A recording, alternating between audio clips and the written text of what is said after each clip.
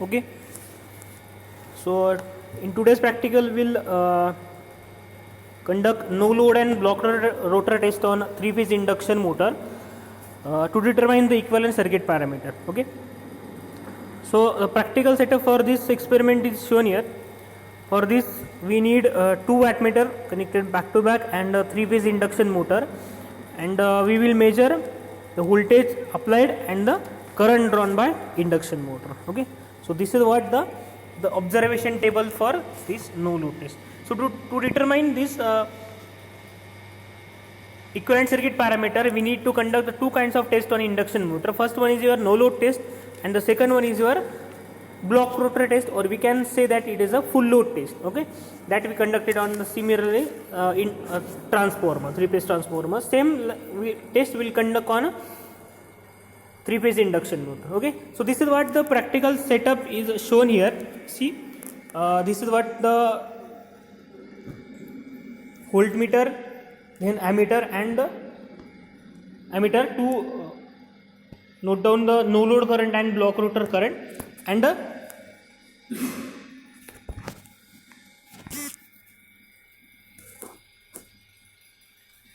2 wattmeters, and here the 3-phase induction motor is in a running condition. Okay,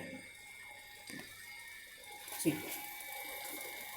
Okay, so these are the induction motor is provided with the brake drum arrangement. Okay, first of all we will conduct no load test.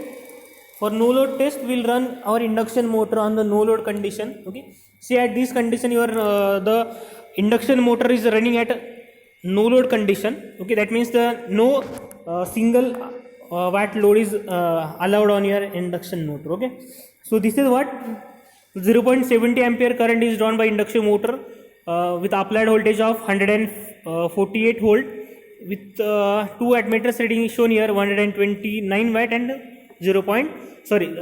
67 watt. Okay, so here from this no load test we got the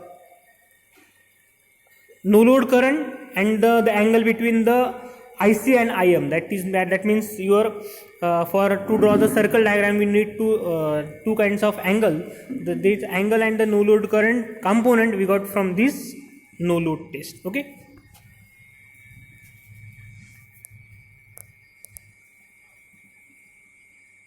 once the no load test is done, block rotor test. For block rotor test we block the 2 rotors,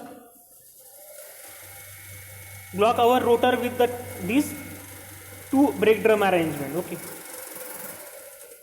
Okay, so this much amount of load we have applied here. Okay, the problem the point is that we need to calculate these kind of voltages. Okay, 142 volt, this is the short circuit voltage, then 5.57, this is your short circuit current, and this is what you got the power drawn by induction motor when it is get blocked. Okay,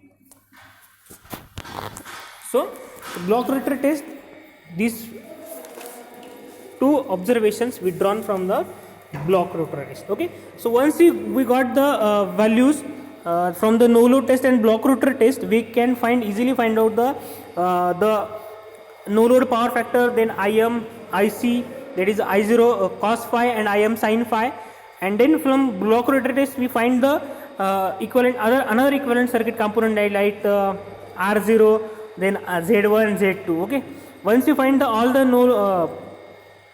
equivalent circuit component, we can easily draw our equivalent circuit. Okay.